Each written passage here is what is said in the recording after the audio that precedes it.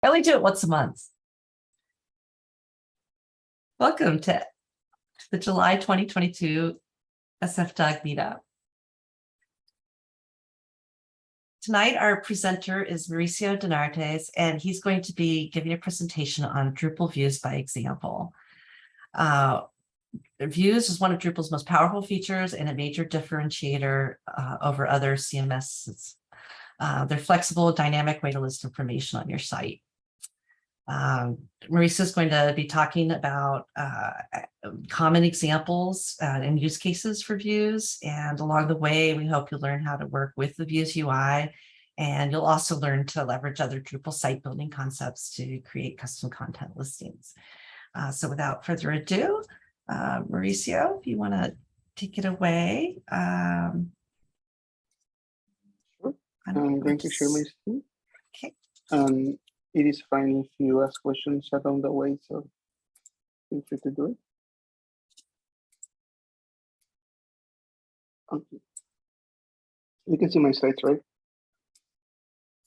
Yes, you can see the screen. Yeah, it's in presenter mode.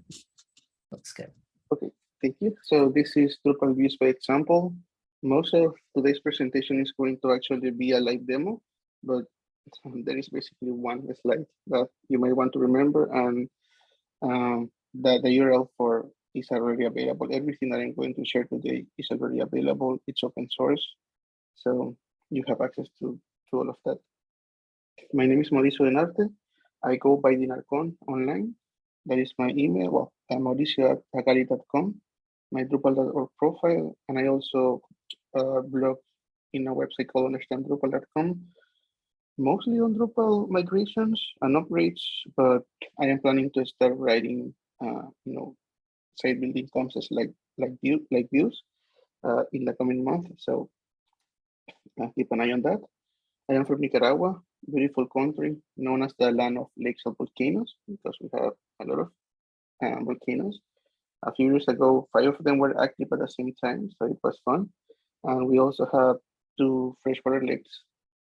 And in one of them, there is an island with 2 volcanoes, and in one of the volcanoes, there is a lagoon on top of that. So we are very meta in that sense.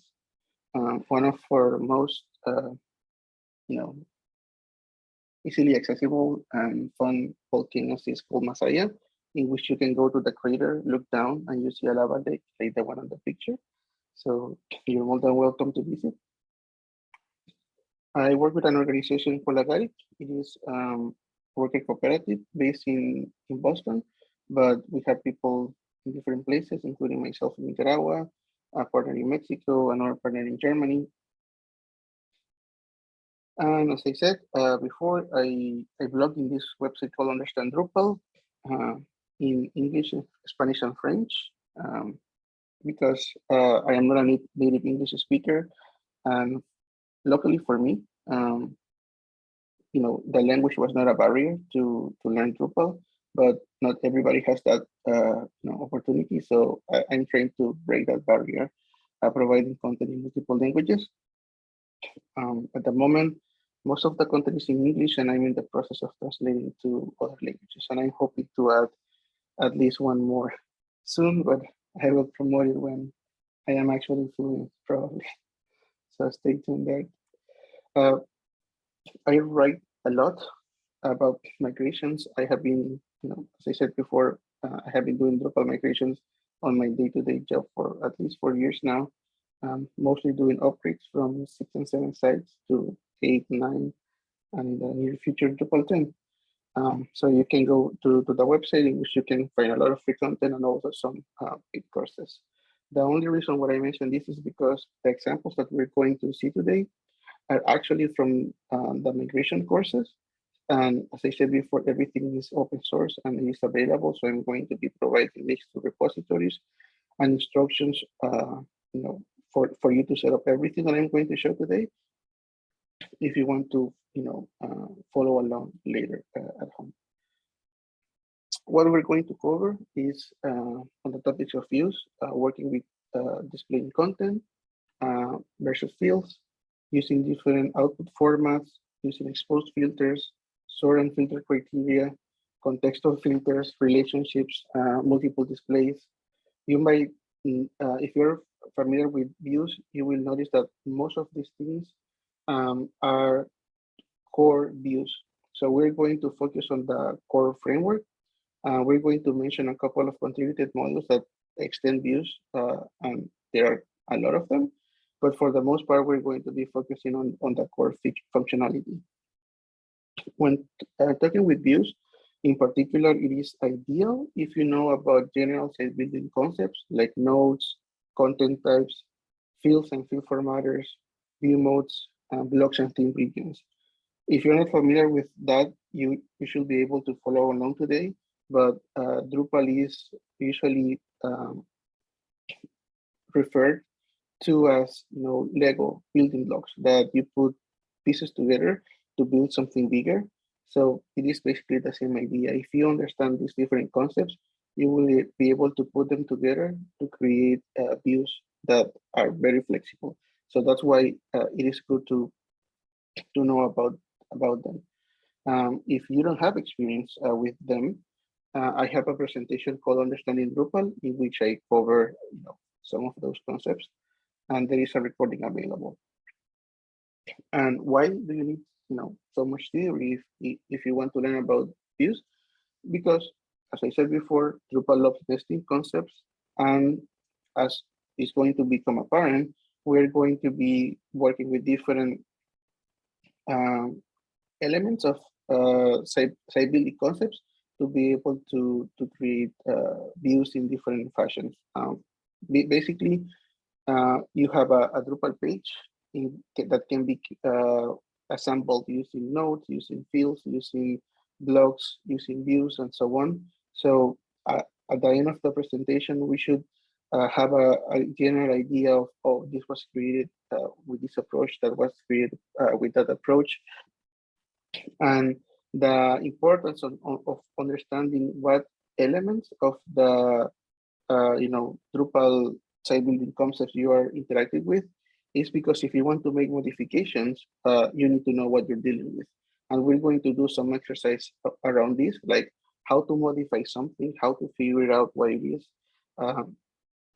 And that's why having that base knowledge is very useful. And this is the slide that I said, like, if there is one thing that you're going to remember, this should be it.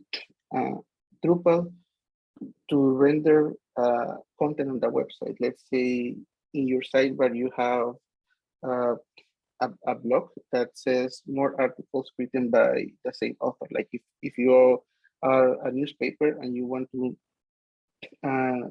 see more articles written by the same journalist, in Drupal, that translates to multiple things.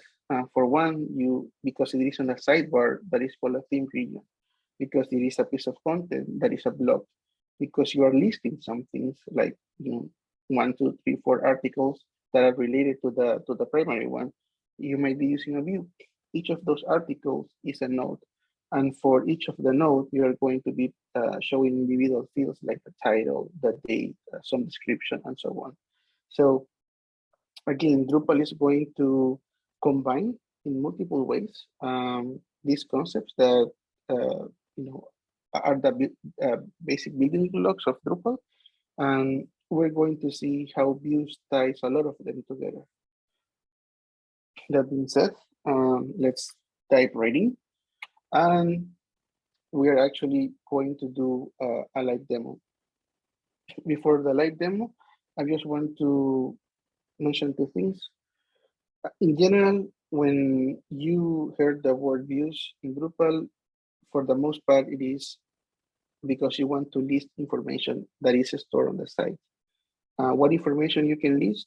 Basically anything. Nodes, user, comments, taxonomy terms, files, etc. So if you want to list something, very likely you are going to use views. Now, what does it do under the hood? Views is 2 parts.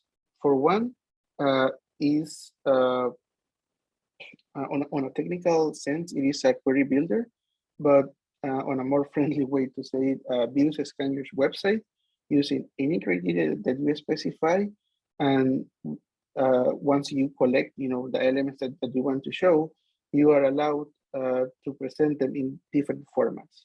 So it is a query builder and also a renderer that allows you to show that information that was selected in many ways. For example, an HTML table, an RSS feed, a PDF document, a CSV document, an interactive map. We're going to see an example of that today. Not how to build it, but like we're going to talk about how you can do that. With an image slideshow, a JSON representation of users or nodes that you might use in a REST endpoint, for example, for your mobile application. So anytime that you want to list something in your Drupal site, very likely you're going to use views. And the example that I'm going to present today, again, is based on the upgrade, a Drupal 7 to Drupal 9 course that I teach. And those are the two repositories. The first one is how to set up your local environment. And the second one is actually the migrations that are run. So I'm going to give a quick rundown of what is this about. In the course, we teach how to operate from Drupal 7. And basically what we're going to try to replicate is these three tabs: articles, events, and products. All of them are views. And even though they are relatively simple, they will allow us to explain a lot of the concepts of views itself. And this is my Drupal 9 site. At the moment, I have the content migrated, but the views, I disabled them. So actually, I just hid them, but for the sake of the presentation, we're actually going to build them together. As I said before, feel free to interrupt me at any time if you have questions. One thing that I want to start is, this is not necessarily a views exercise, but something that is going to allow us to introduce views from the very beginning. In the Drupal 7 website, we have a static site that just says welcome, and there is some text. So if I look in my Drupal 9 site, I have two nodes. This is part of the course, so we're not going to dive deep into why there are two welcome pages. But the one thing that I want to show is that we want to replace the home page from what Drupal provides by default. If you install Drupal from scratch, normally what you get is what is called a river of news. So articles that you write, they are going to be added to the home page in reverse chronological order. So we're going to change this behavior, and we're going to have a static page as our home page. So you do that going to configuration, basic site settings, and in this case, I know this because I just look at it when modifying, when visiting the page. This is node 1, and if I save and I go back to the site, my home page now is that static page. So we're going to start talking about views, and the first exercise that we're going to do is, how can we get back that river of news? And in addition to that, how can we put it in the menu? Let's say that we want to have them, with the title of articles in the menu, just like it was in the Drupal 7 site. So one thing that I like doing when I learn myself and when I teach is start with the simplest possible example, make sure that it works, and then come back to it to make tweaks and changes. So we're going to do that. The Views UI is actually complex, but we're just going to do some quick rundown of specific things.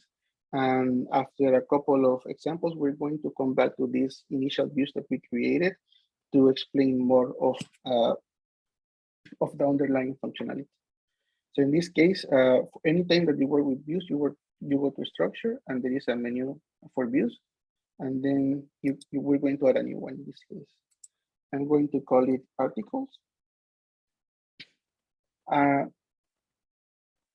You can decide what to show. Remember that I said anything on your website can potentially be rendered or presented using views. So as you can see here, content, which is a synonym of nodes, files, users, taxonomy terms, paragraph, comments, and other entities are possible to be, used as the base of views. In this case, I'm going to select content. Again, content and nodes in the views UI are used as synonyms. Of type, what do you want to show? All the content of your site, or based on a specific content type? In this case, I'm going to say only articles. Notice that if I change from article to basic page, there is another option that says tag width that disappears. And if I switch back to article, it appears again. Basically, the Views UI is smart enough to understand what fields are attached to your content type. And if there is a taxonomy term field, it will give you the option to tag based on some of those terms. We're not going to do an example of that today, but this is just to exemplify how Views has a lot of knowledge about your website. And based on that, you can you can build really powerful listing pages. Another thing that I want to do with articles is list them by the new spheres, basically reverse chronological order. Some options are the other way around, all the spheres, sort by title or no sort at all. In this case, the default makes sense to me. We're going to talk about pages and blocks. For now, I'm just going to create a page, but we're going to talk about blocks later on.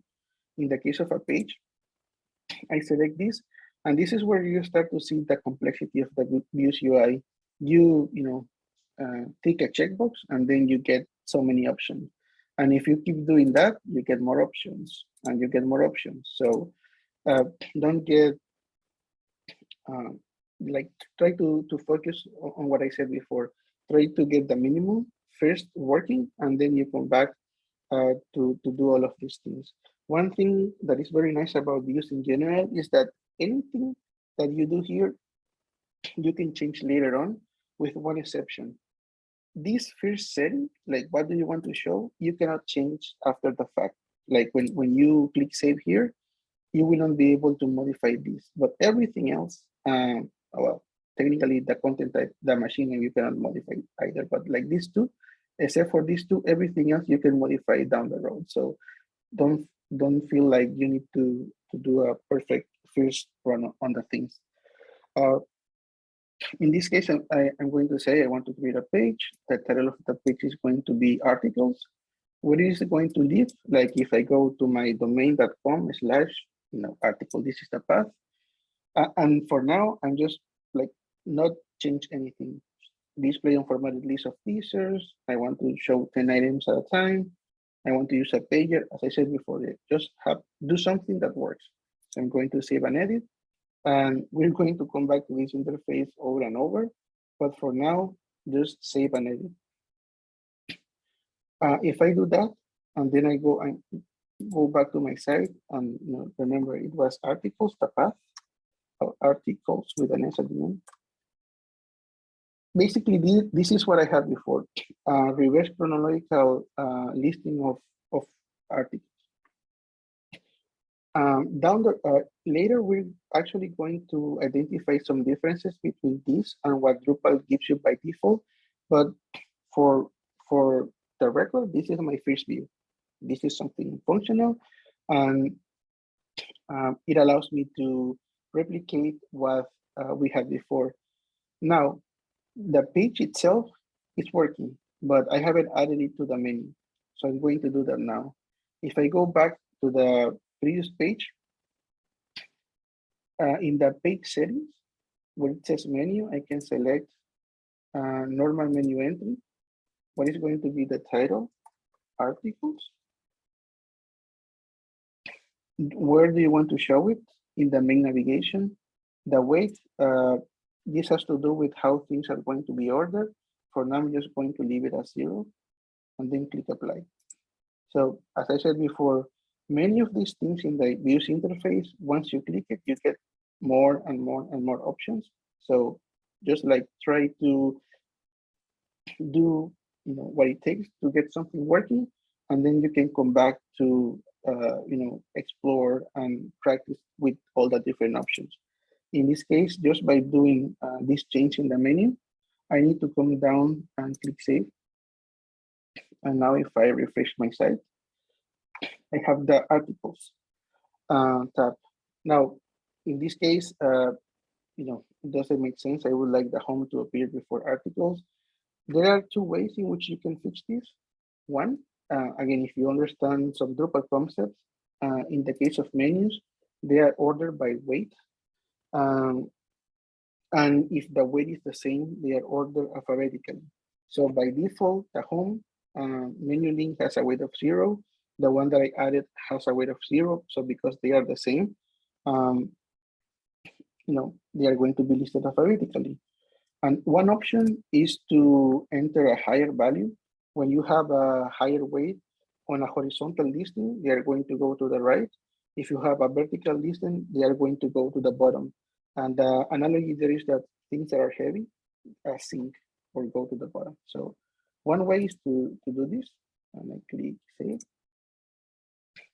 And if I refresh, this is going to be sorted as I want.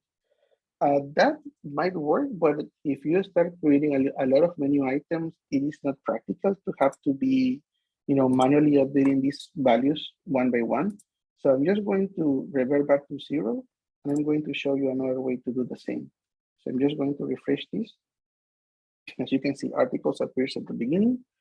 Now, if I go to structure, menus, and then main navigation, edit menu, and in here I can reorder things in any way that I want. So this is another point of working with Drupal in general and in Views in particular. Views is not trying to reinvent the wheels or introduce completely new concepts. Instead, it reuses what Drupal does out of the box. If in the Views UI you say that you want to create a menu, it basically creates a menu just like if you were to do it manually. So because it is just a regular menu item, you can go to the menu administration interface and modify them. So keep that in mind. Views is going to do a lot of integrations with different parts of Drupal. Again, as I said before, we're going to come back to this example later on, but for now, a couple of clicks, and we have something that already works. We're going to do some modification to how this behaves, but for now, I want to change to another example. In the old website, we have a products tab in which we have different products that are sold on the site. And we're going to talk about this in a moment, but for now, let's try to get these products listing. So again, I'm going to go to structure, views. I'm going to add a new one. This case is going to be called products. I want to show content, in this case of type product. Because this content type doesn't have tags, that option is removed. And in this case, I do not want to sort by the newest node that was created. Instead, I want to sort by the title of the node. That is just a decision that I make. But as we're going to see in future examples, this is also very flexible. I'm going to create a page right now. Again, the one thing that I'm going to be different is I'm just going to create a menu link right away without having to do that in a separate step. The caveat is that you need to manually change the menu. Before you were looking directly into the main navigation. In this case, you actually need to look for it yourself. So I just look for main navigation, products, and no more changes, at least not for now. I click save. And because I already defined a path for this view, I can click this link here, view page, and I'm going to be taken to that specific page. You might notice that I usually go to structure views to look for views, but another option is that if you have the contextual links module enabled, you get this pencil, and depending on if you click in the right place, you can get an edit view link or something else. In this case, I'm going to click the right one, and we go back to where we were before. So that is a good way to navigate the site. Usually in Drupal, there are multiple approaches to go to one particular interface. So the more that you work with Drupal, the more familiar you get with the path. And sometimes you just go directly to the path because you know it. Now, what I want to do to save some time, instead of having to go to the site and click on products and refreshing this page, basically we want to replicate what we had here before. So down below in this interface, you have a preview, and you get a sense of how it's going to look like.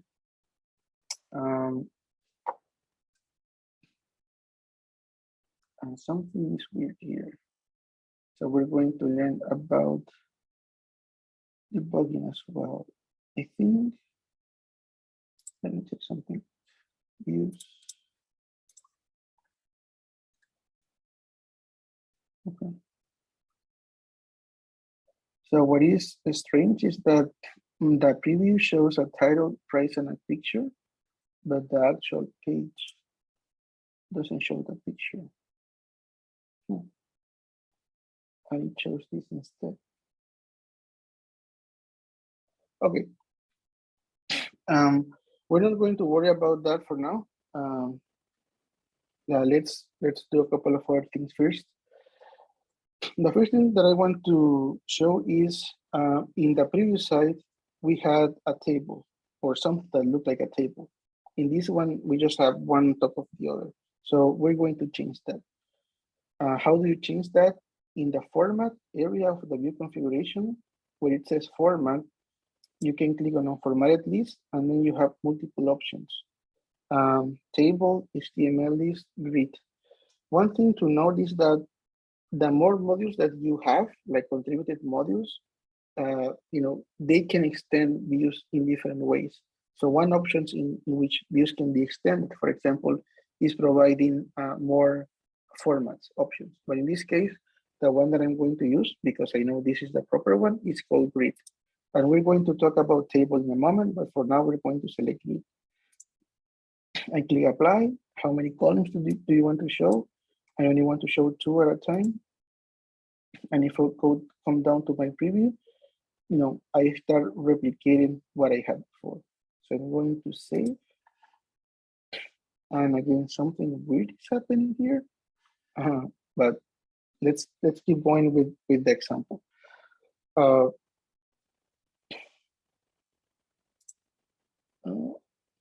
Back to the page. So the next thing that I want to do is replicate this functionality. In this case, if I write, for example, cactus, the page is going to refresh only to show products whose name includes the word that I added. So I'm going to replicate that, and actually we're going to go one step further, which we're going to see in a moment. That functionality is called views exposed filters.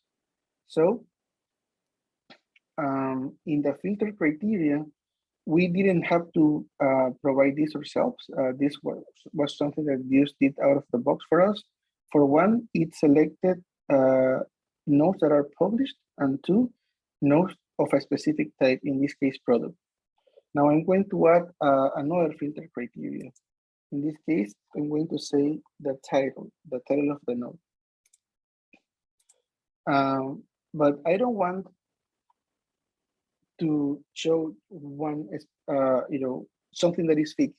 Instead of that, I want to give the opportunity to the visitor of the website to look for something.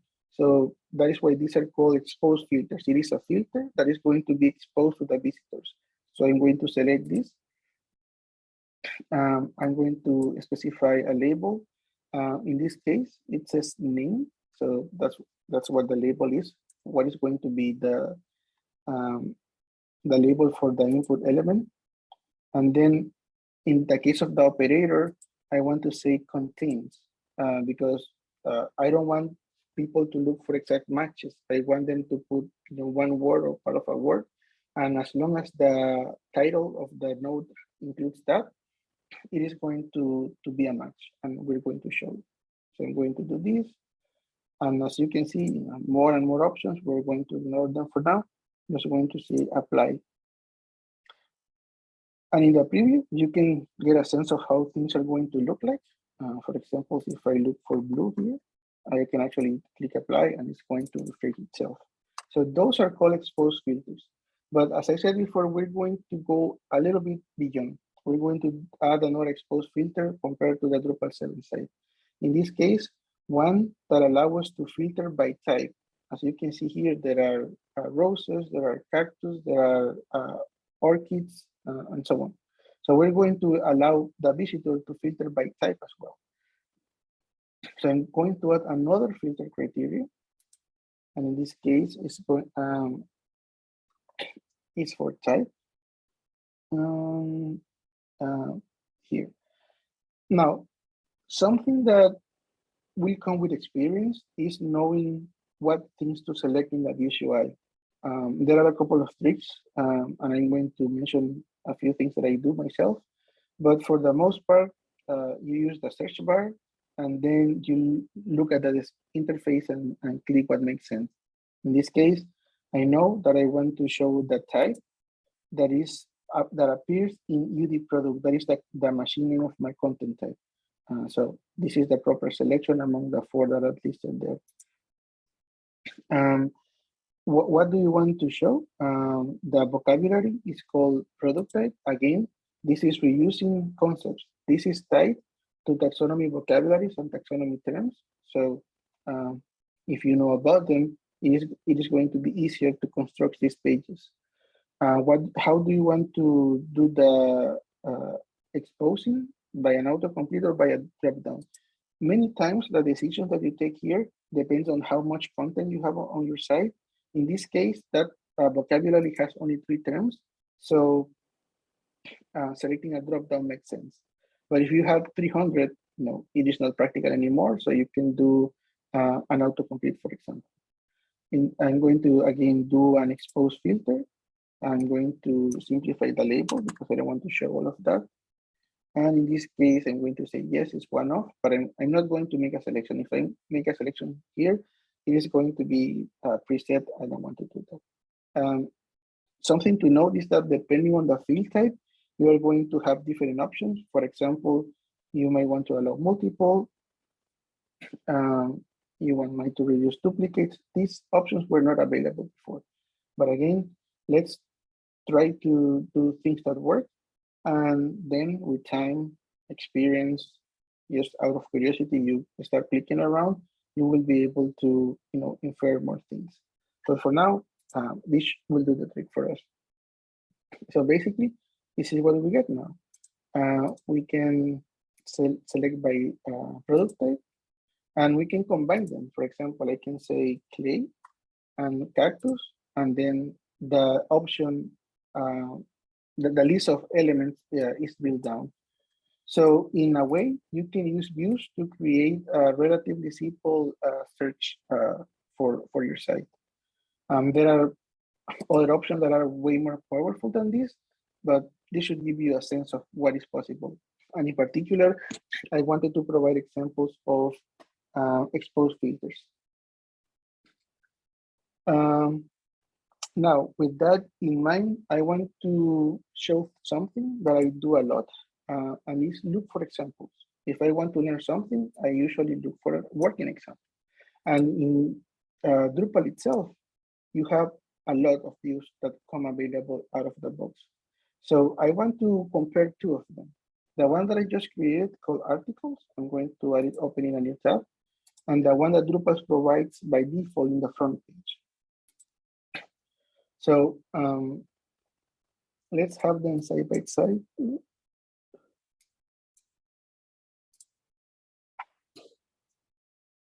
Just to do some quick comparison here.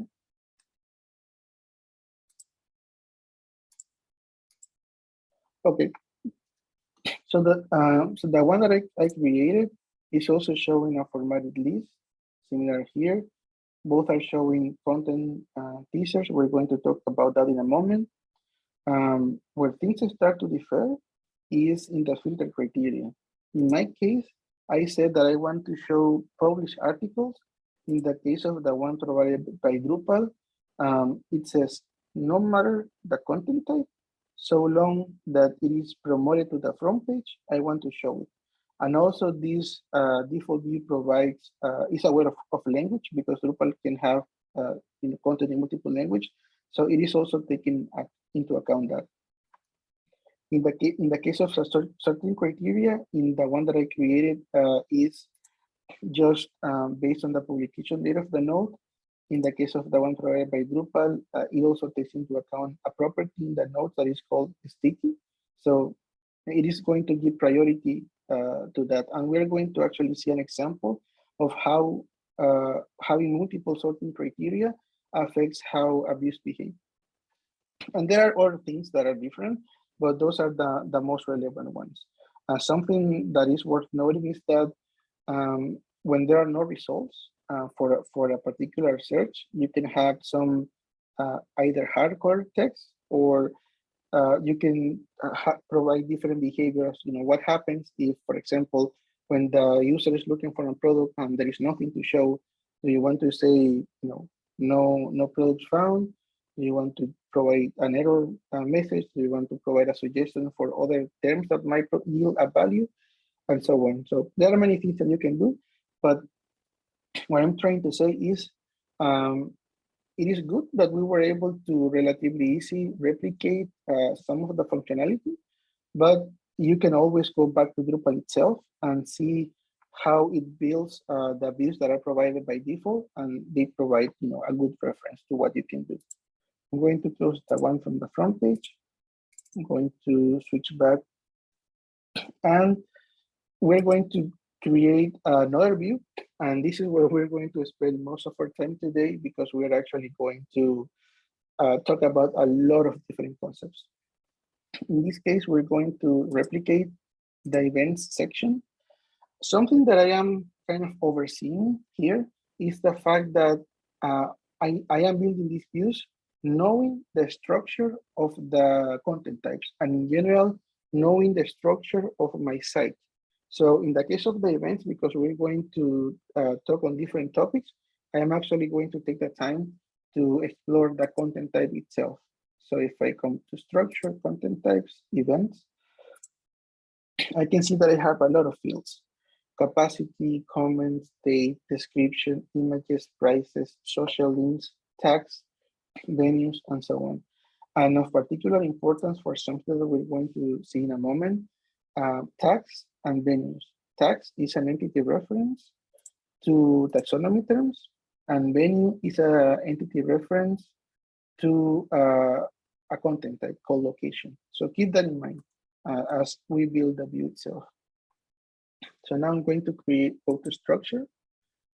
I'm going to click on views, and I'm going to add a new one called events. I'm going to show content of type event. And in this case, I'm going to sort by newest first. I'm going to create a page of type events, path events. I'm going to show for now an unformatted list, but instead of teasers, I'm going to select fields. So this is, again, like before we were not making any changes here.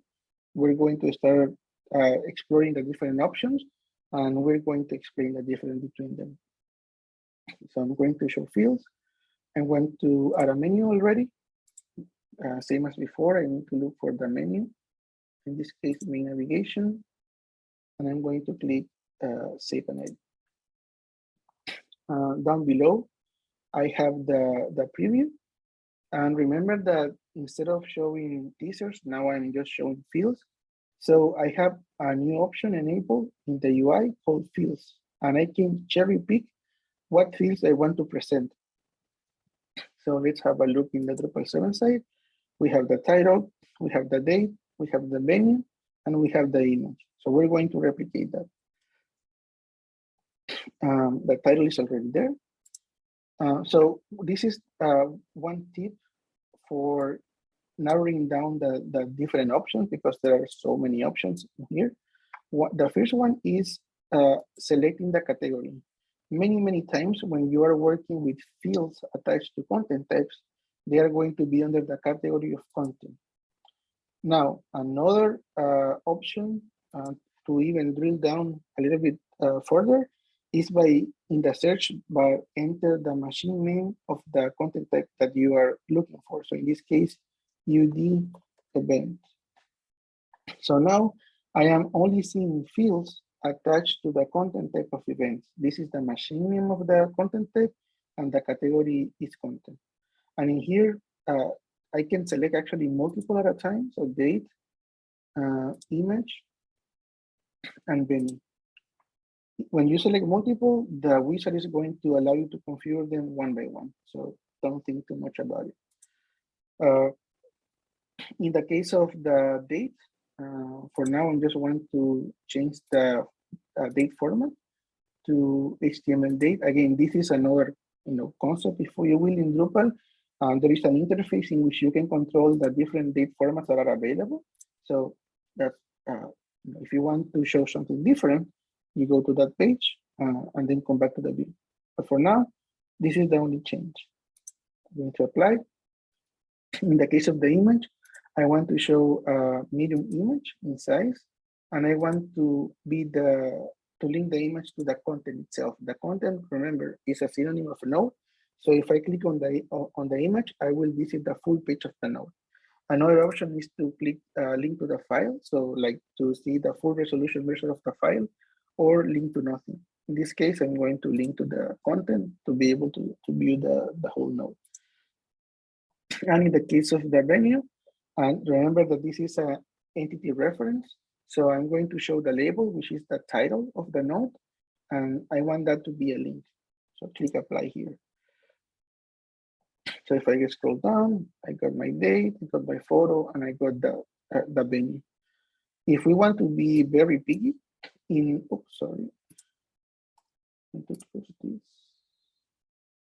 if I want to be very picky, in my Drupal 7 site, I have date and venue and then the image. So the ordering is different. So how do I order things? In the interface, next to the app, there is a down arrow. I can click that and I can say rearrange. And in here, I can put them in the order that I want. So apply. And now it's in the right order. Another thing that we have in here is we have these prefixes. So if you want to change the setting for one of the fields, you just click on it, and then you go back to that interface that we saw before. So in this case, I'm going to create a label called date. And as I said before, the more that you click, the more things that you find. So we're not going to go too deep today, but I encourage you to explore the views interface. For now, I just added a label there, and same here. I think it's called apply. Now, something that might be frustrating sometimes is that the views UI might not give you the results that you were expecting. In this case, I was hoping that the date would appear in the same line as the value itself, and the word label would appear in the same line as the name of the node, and that is not the case. For now, I'm not worried too much about it because I'm actually going to present this in a different way, but there are a few things that you can do. For one, in the style settings, you can customize the field, the HTML that is going to be used for the field for the label, and you can also rewrite results. So doing this, you can basically replicate what I had before, but to save some time and to show something different, actually, I'm going to change the presentation a little bit. So what I'm going to do is show, instead of an unformatted list, I want to show a table. You get many options when you select a table. For example, you can say if you can sort by by different criteria. In this case, do you want to sort by the title of the node? Yes. Do you want to sort by based on date? Yes. And this is something that is actually going to be exposed to the user. So this is not necessarily exposed filters, but when you have a table, you have the option to present sortable columns to the end user of the site. If I click apply here, I click save, I'm going to open the page in a different tab. And if I click the date here, you can see that it is sortable. Remember that I said that it should be possible to sort by title, but I don't have anything to click. The reason for that is because I don't have a label for that field. So with no label, when you don't get a header column in the table. So I'm going to do that. For the title, I'm going to create a label. I'm just going to say event name for now. Apply. I'm going to click save. And if I refresh, now I should have a sortable title. Now, there is something that I want to fix here. For now, I have events in the past, and I guess it doesn't make sense to show events that have already passed. Like, what is the point of that? So we're going to make those changes. So how do I filter for only events that are in the future? I'm going to add a new filter criteria, and I'm going to look for date here. And this is the field that is attached to the content type. So I'm going to select it, add and configure. And in this case, I'm not going to expose it because I don't want to give the options to end users to see past events. Instead, I'm just going to force to only show future events. So in the operator, I'm going to select is greater than or equal to. And in the case of value, you can enter like a hard-coded path. Like if you want to show events from July 4th, 2020 onwards, you would do it something like this. But I want it to be dynamic. So instead of hard-coding a value there, I'm just going to say to be an offset. And as you can see, you can say +1 day, -2 hours, -30 minutes, and Drupal is going to be smart enough to take that into account. There is an option that you can say today. And this is not magic. This is not that I can enter any random word or any word. This actually has to do with some PHP function. In the past, there used to be a link where you can explore the different options. It is no longer there. But if you look for PHP date, you should be able to see what things you can enter here. Point being, if I click apply here, Drupal is going to filter out any event that has already passed. But the beauty of this is that this is dynamic. For example, this event happens on November 1st, 2023. If we are on the 2nd of November, 2023, this is going to be removed automatically. So you don't need to do anything for this page to update itself based on the criteria that you define. So that is also why we say that views allow us to create dynamic pages. Now, we have a very cool filter criteria, but for some reason, this sorting doesn't make sense. Like if I am going to show events, I guess it would be ideal if we show them based on when they happen. If I look at the current criteria, it says when the node was created. That's not helpful. I want to sort them based on when they were created. So I'm going to add another criteria here. I'm going to look for date. This is the same one from before. And I say sort ascending. So basically the closest one first. Now I have that new sort criteria, but if I look at the table, it is still not what I was expecting. It is not filtered based on that. So what happens? When you have multiple sorting criteria, the order is very important. Drupal is going to sort first by this, and only if there is, two different nodes that have the same value, which in the case of the offer is not common, it is going to use the second one as the second criteria to sort. But otherwise, it will give precedence to the first one. Probably something that will make more sense for when you have to filter criteria is, for example, if you have a listing of staff in your organization. Let's say that there are 2 Mauricios or there are 2 Wendy's. So you can sort first by name, and then you can sort by last name. So that in that case, it makes sense to have 2 of them. But in here, I'm just going to delete the one that doesn't make sense. So just click on it and click remove. And now the table is going to be sorted based on when the events happen, not when the node themselves were created. So I'm going to save this, refresh the page, and we have that. Okay, so before going any further, I want to take a step back and compare the view that we just created with the 2 that we created first.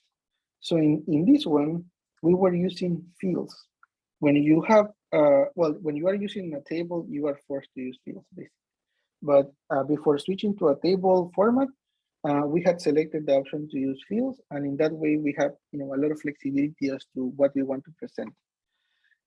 For the other one, when I click, let's go with articles. When I click articles, if I edit the view, you see that you are showing content teaser, and you don't have the option to select fields. So let's have an exercise. Let's say that I want to show the image of the article in this listing page. How do I do that if I am not able to cherry pick what fields I want to show? One option would be to change this from content to fields and manually add them. But let's do something better. Notice that we are showing teasers. And if you click there, it says view mode. So again, this is another concept in Drupal. These are called view modes.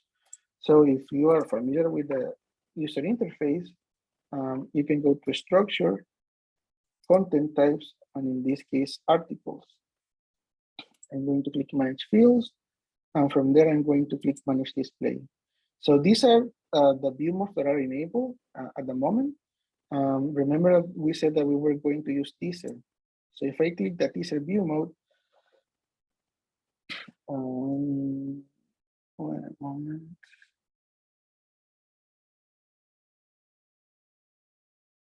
Oh. Okay, I think I know what's going on. Olivero does something with the images. I think that's what's happening. If I click.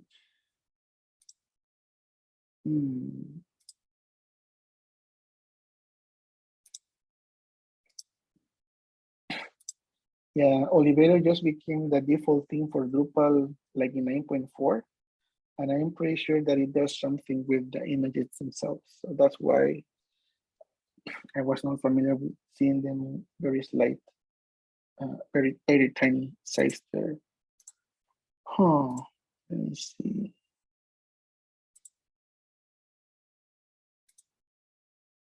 Yeah, just to verify if my assumption is correct. Let me switch to Bartik just for a second.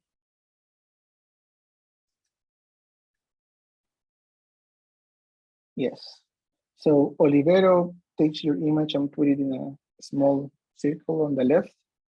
A lot of great things come from Olivero. I just wasn't familiar with that one. So what I'm going to do is do something different here. These are articles, content types, manage field for articles. Let's say that I want, for some reason, to hide the image. Let's say that I don't like the small image because it is hard to see. So I want to hide it from you.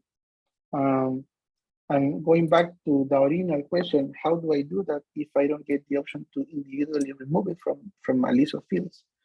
Well, going down the rabbit hole that I was before, if I am in articles and I go to teaser, I can change what fields are going to be shown.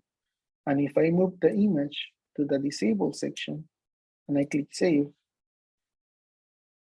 then it should be gone. So the whole point of this part of the exercise is you need, for one, understand how Drupal works. And in this case, I wasn't familiar with how Olivero treated the images. But that, that out of the question,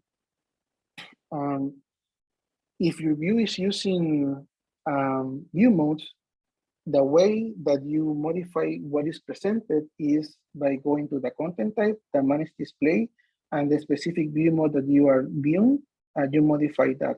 For example, if you want to show the tags above the body, just reorder this, click save. And now if I refresh the articles, the tags are going to appear above of the body. So again, you need to be familiar with different Drupal concepts. And in this case, in general, like two big categories for creating views is using view modes or using fields. One thing to watch out, if you decide to use view modes, they are actually shared not only by views, but by many other systems in the site. So anything that you modify here will not only affect how the view is going to use that view mode, like anywhere that Drupal wants to fetch the teaser for the article content type is going to have the same configuration. If you want, to have something specific for when you embed a node in a view, you can actually create your custom view mode. If you go to default, you can come here. This will only appear in the default tab, and then manage view mode, and you can create a new one.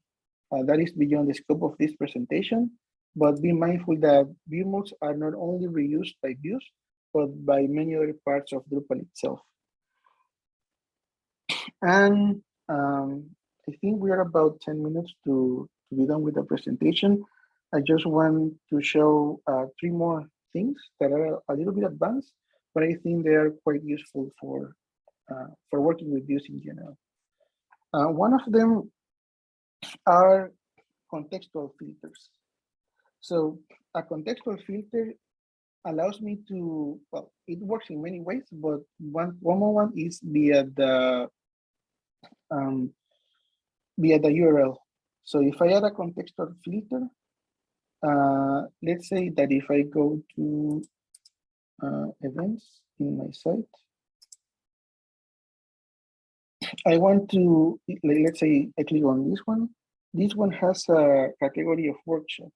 So I want to come to my site and say events/workshop. And we want this to work. We want to show events that are tagged with workshop. So let's do that. I'm going to add a contextual filter. I'm going to look for term, and it says #taxonomy term ID. This is not ideal, but for now, let's do the exercise, and we're going to see how to improve it right away. So what do we want to do if the contextual filter is not present? I want to show all the results. And for now, I'm just going to click apply here. I get a preview here. In this preview, I can put the value that is going to serve as the contextual filter. Because I am using #taxonomy term ID, actually I'm going to do something else here. I'm going to go to the taxonomy, tax, and workshop is the taxonomy term ID number 13. So we can already see how this is not practical, but if I say /13, I'm only going to see workshops. I'm going to say this just for the sake of the example. If I just look for events, I show everything. If I look for 13, it will only show things that are tagged with workshop because and that is the ID of the term workshop. But as you can imagine, this is not practical for the end users. I mean, even for ourselves, it might be hard to remember the internal identifiers of different pieces of content, let alone for an end user. So even though this is an option, we're going to do something slightly different. I'm going to remove this contextual filter, and I'm going to add what is called a relationship. A relationship allows me to connect multiple entities together. In this case, I'm going to select this one, taxonomy in terms of nodes. And not going to select anything there.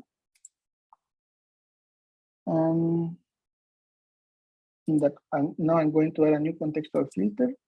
And in this case, I'm going to do a different selection. It's going to be name.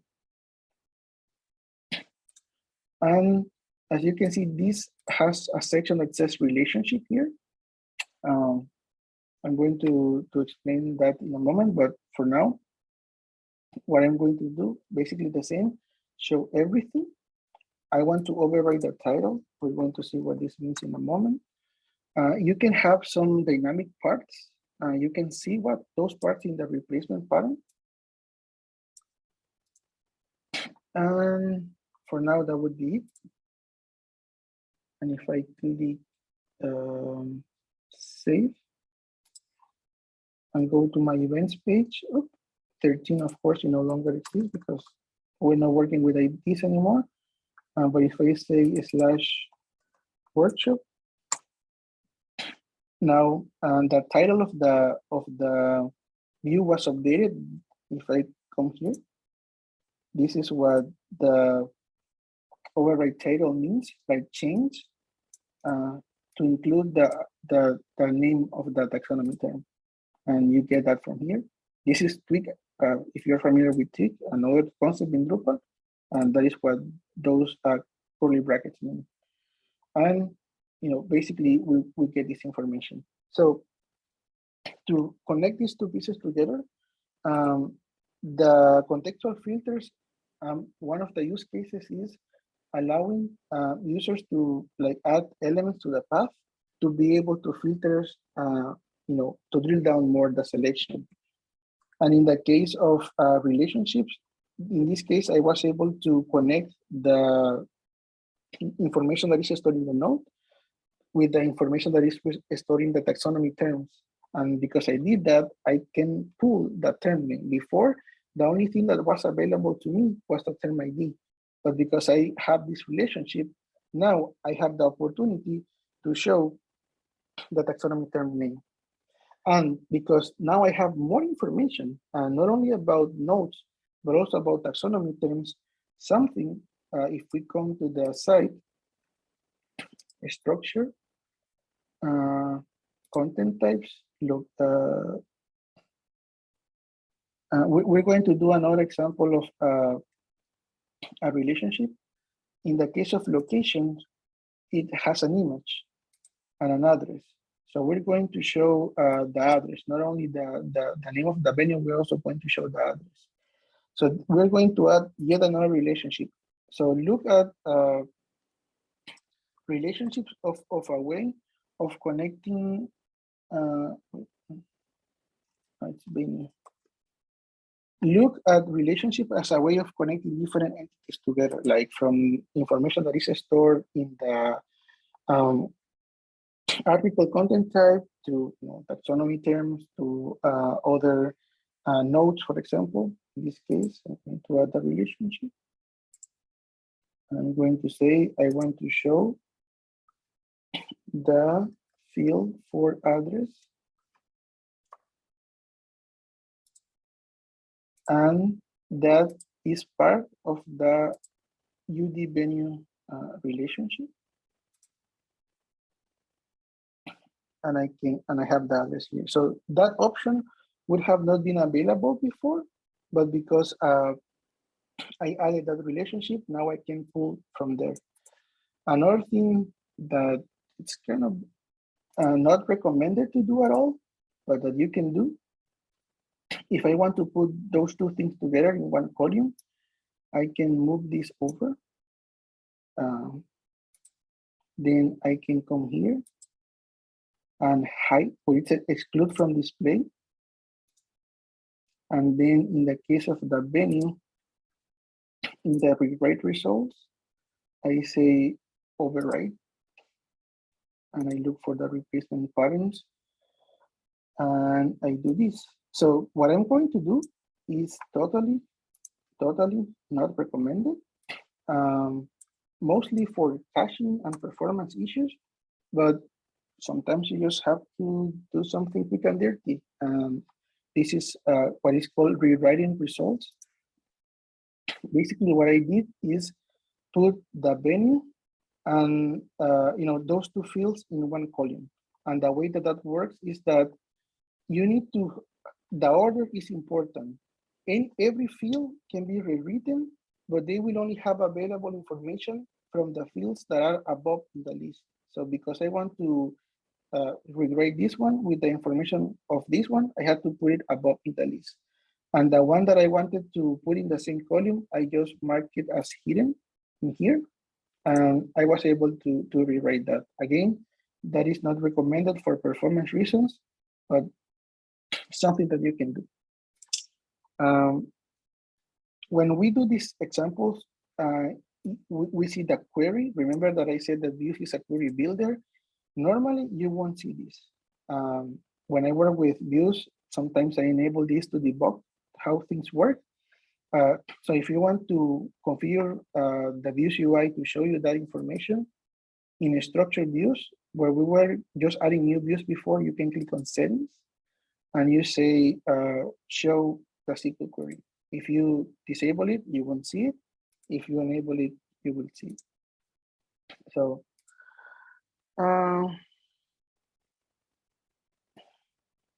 let me grab this with something here. You might, if you have a keen eye, you might notice that at some point we broke something. We have a somewhat working view, but now we start seeing duplicate records. Like, why does this appear 3 times? Why does this appear twice? And this only appears once. The reason for that is because the thing that we did here with the relationship, I'm not going to go into too much details about what's going on, but just for you to know, this node has 2 tags. That's why it appears twice. This node has 1 tag. That is why it appears once. This one has 3 tags. That is why it appears 3 times. So how can you work around this? In the advanced section, you can say use aggregation and then say aggregate, apply, and then you get an error there. And something else broke.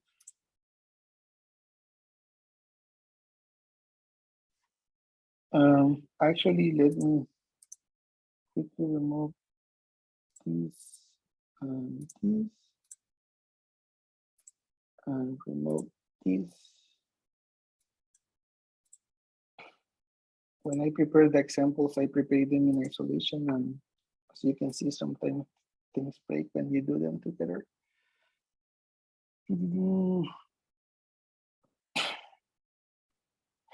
Okay, that's not the best way to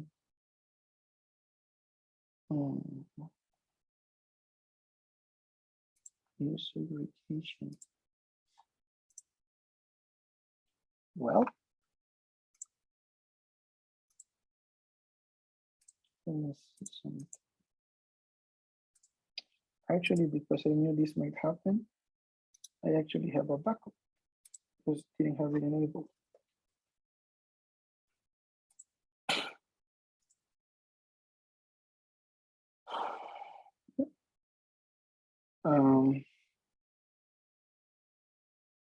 this is exactly how I had the other one configured, and this one is not working. So I guess I have some homework to do here, because this is the same setting that I had before, and here is working in that. Oh, okay, I know what's going on.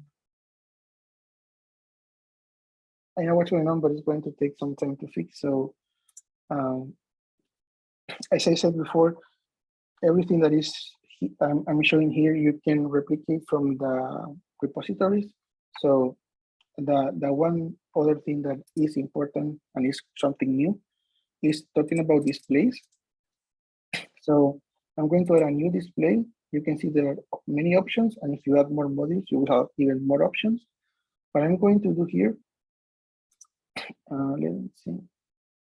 I am actually going to use the one that is working, so that we know that it's going to work.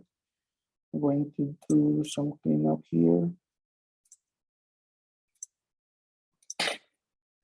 I want to show a block on my site, on the sidebar, that has the next event that is going to happen, only the next event. So I just said add, add, and selected a block. And this is called having multiple displays in a view. You are going to have a page, but you can also have a view with very similar setup.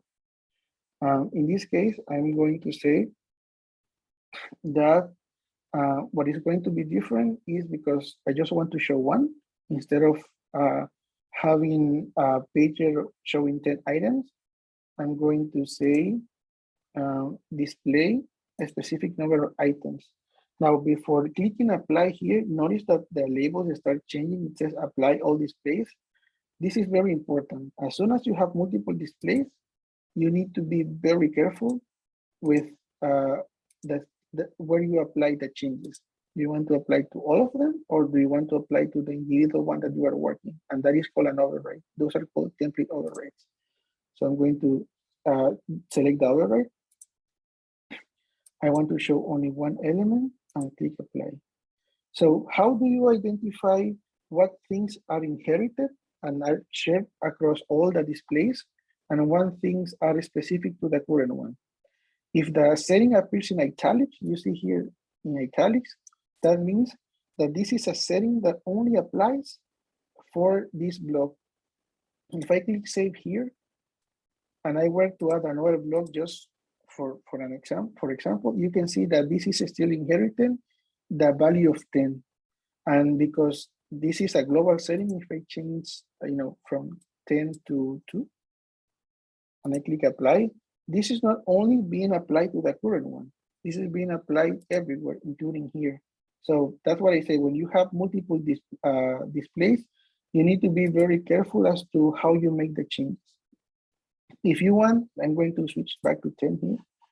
If you want to change something for this particular block, you select here mini, and then this block override. And then it becomes italics, and then you can start overriding for this particular block only. And the main one remains at 10. So be careful with that. Now, because this is a block, I'm going to save the view. And how do you use blocks?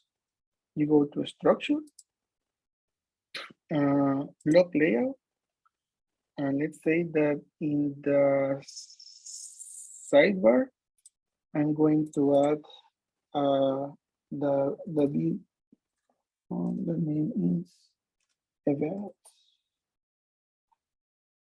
This is the one. Save. And then save. So if I go back to the site, of course, there is an unexpected error. I just broke the site. That is great. Well, I guess this is a good opportunity to open it up for questions and to clean up my local environment as well.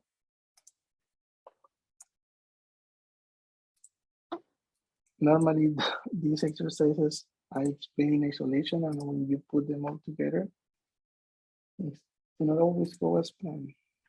Well, it was fantastic, Mauricio, and I think you're brave man to do live demo and For the most part, it worked pretty well. For the most part, Drupal behaved. Do people have any questions for Mauricio?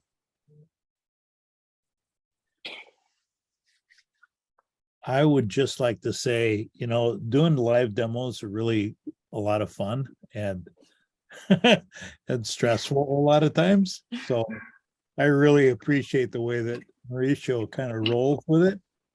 And when there's something that happens, either fixes it or moves on or shows the error of what he's doing. And some of it looks like it's intentional and some of it you don't know if it's intentional or not. He's just good.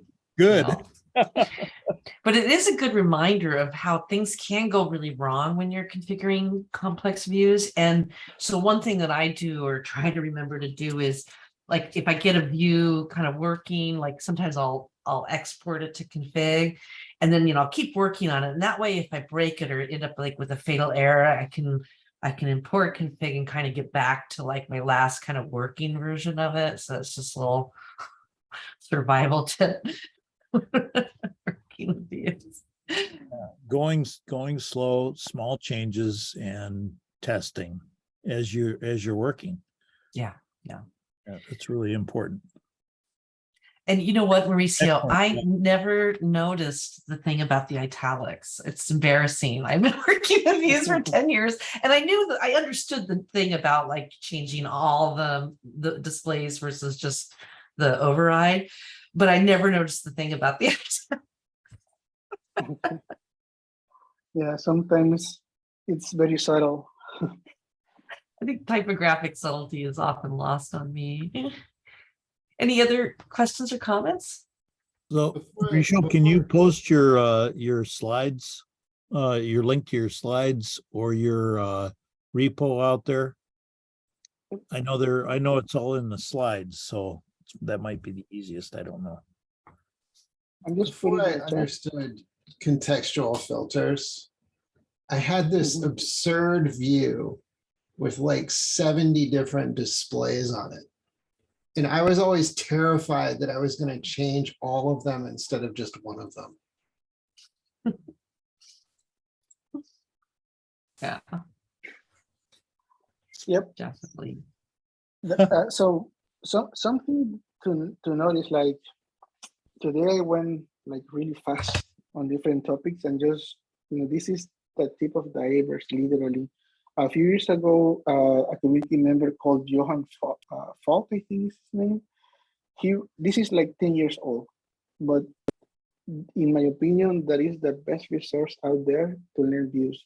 It is a series of about like 25 videos.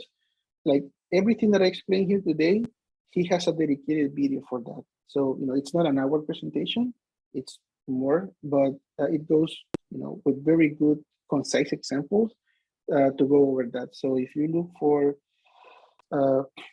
taming views, I think it's called Drupal Johan Falk. Yeah, I'm just going to give the name, a lot of credit to this community member. And if you look in Vimeo, they are stored in Vimeo. Great content. Even 10 years later, it is the best resource that I have seen covering views on a very detailed way. Cool. So I know you said you weren't in the beginning, you said you weren't going to talk about contributed views modules, but I am just curious, like, just to help give people who are new to views an idea of like why and when would you add a contributed views module? Could you maybe like list one or two of your kind of go to like favorite ones that you tend to install on a lot of sites? Yes, in fact, I was planning to talk about that. Thanks for the reminder. So, we are here in the Drupal homepage. If we go to modules, and then if we drill down by module categories, there is a module category for views.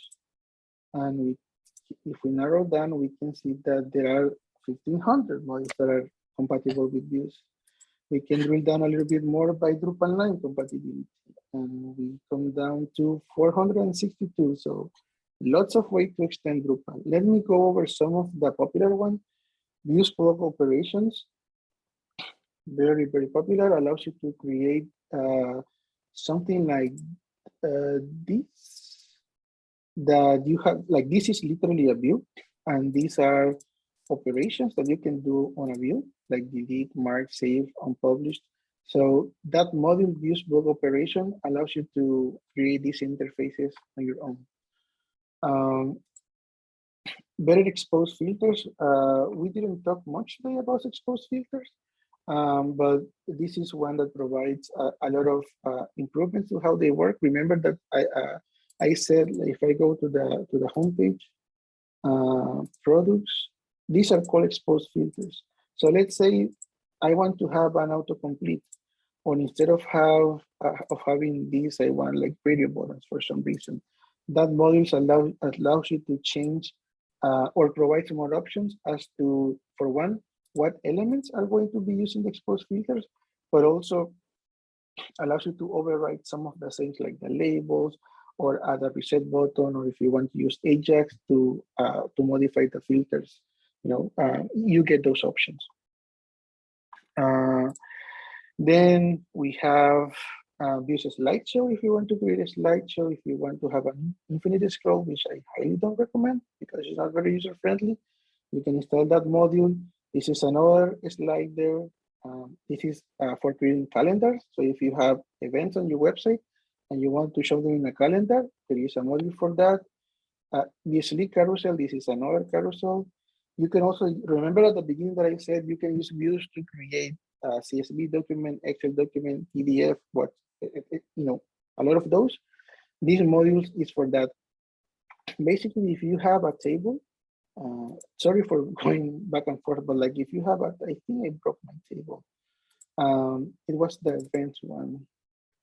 Duplicate of events. So if you have, oh yeah, I broke the whole thing, but if you have a table, you can have a button that says download CSV, download Excel, and basically the same information that you are seeing, even after it was filtered down by the user using exposed filters, you can download a copy of that, for offline use. So that's views data export. I don't see them listed here, but this is leaflet. This is the one. So this one is a module that allows you to create maps with views. And this website that we talked at the beginning of the meeting, I think I'm like 80% sure that this is a Drupal site with a custom frontend. But basically, you have a backend in which Drupal stores information. You have a content type called event, and you have a field called date, and you have a field called type, and another field called location. So basically, using a view, you can combine like multiple information from different fields into one single presentation. In this case, the field that stores the latitude and longitude allows you to set the marker like the pin. The field for the type allows you to select the icon, like if it's DrupalCon, or if it is a DrupalCamp or something else. With Leaflet, you can create a view that is an interactive map, and that, as you can see, I am like any user interacting with the site, like filtering what I want to show. Like I want to show, let's say, in Europe. We were talking about Drupal camp in Wolfsburg. This is it. So the Leaflet is a model for that. There is, another option with Google Maps, for example. There is another option with Mapbox. But basically, if you want to create a map in Drupal, the map is basically going to show a list of locations, and because it is a list of something, you can do that through views. Now, if you want to dig deeper, I also recommend learning about when it is appropriate to use each tool. And some years ago, I think it was phase 2, they created a blog post about when not to use views. When not to, I think it was phase 2.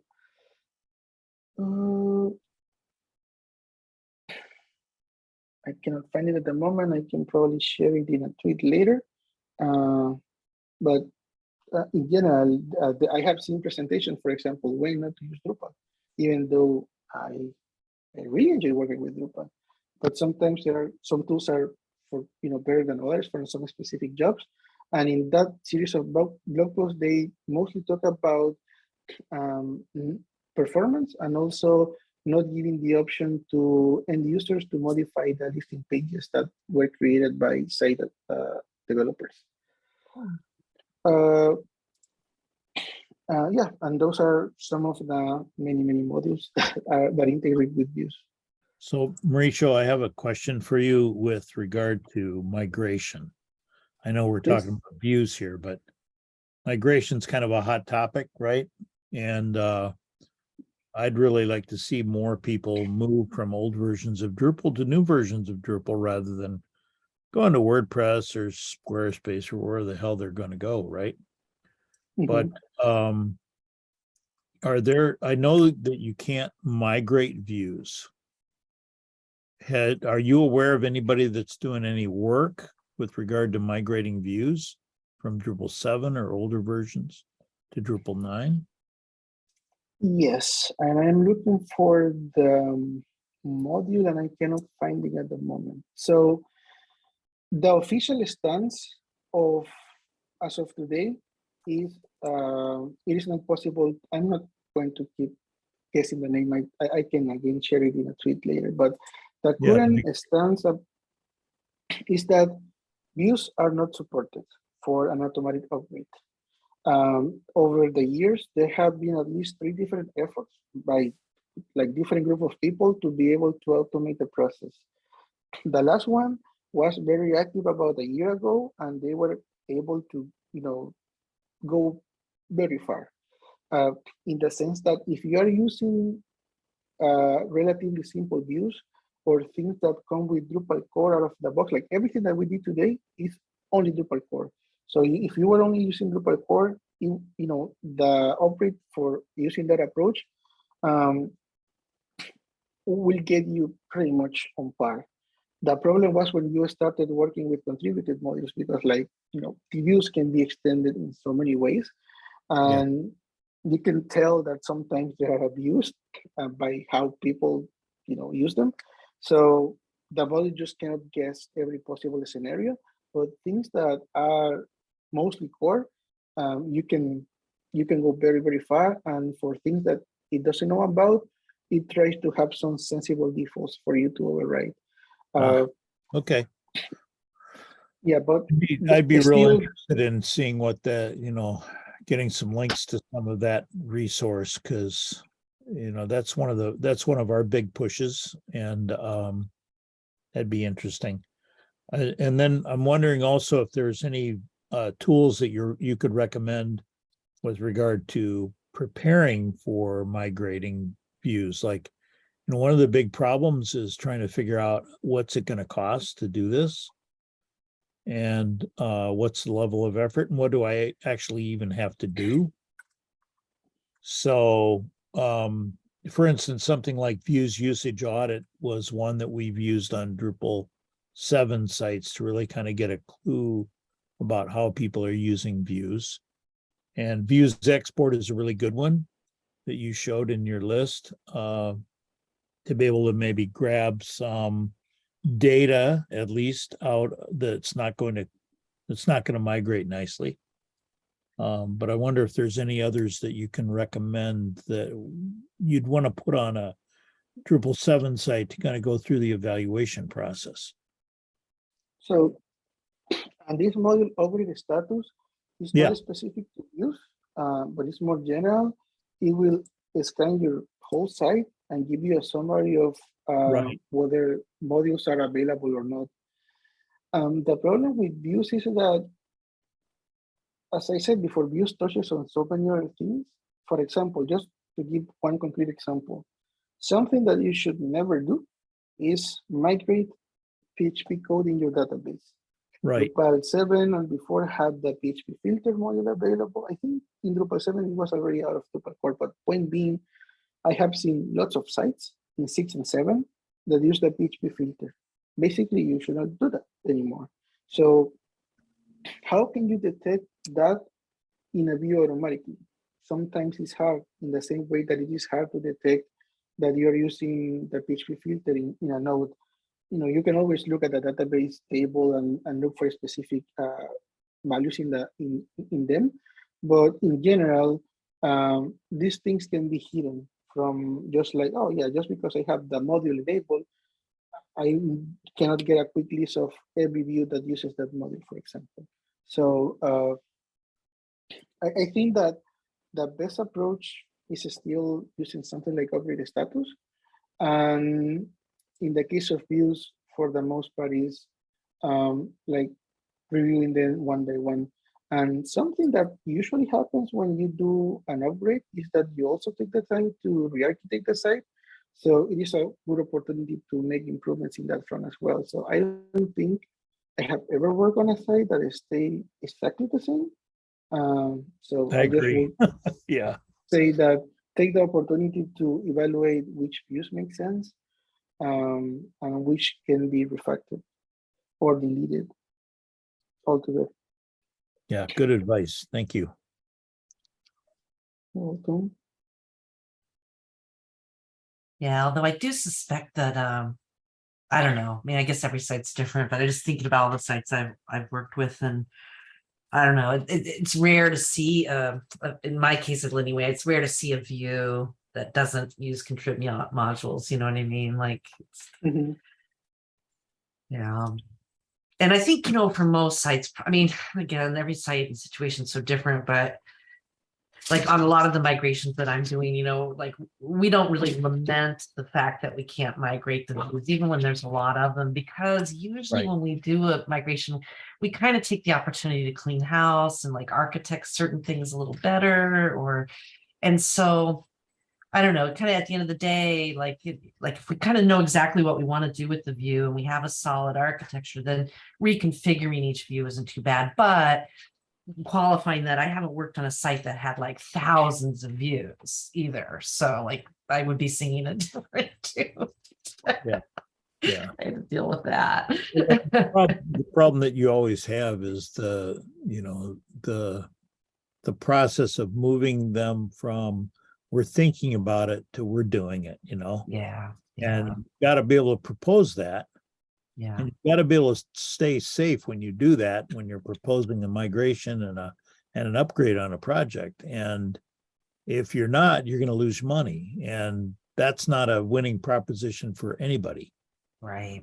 Because then you have to start shortcutting, and nobody wants to do that, right? Yeah. Client or the agency, right? So Yeah. yeah, you got to be real about it as well. So yeah. Well, this is fantastic. I'm going to stop recording, but we can stay on and talk. But I'm just going to end the recording now. Thank you so much, Mauricio. Fantastic. Yes, that was awesome. Good job. Yes, thank you very much for inviting me. A lot of fun.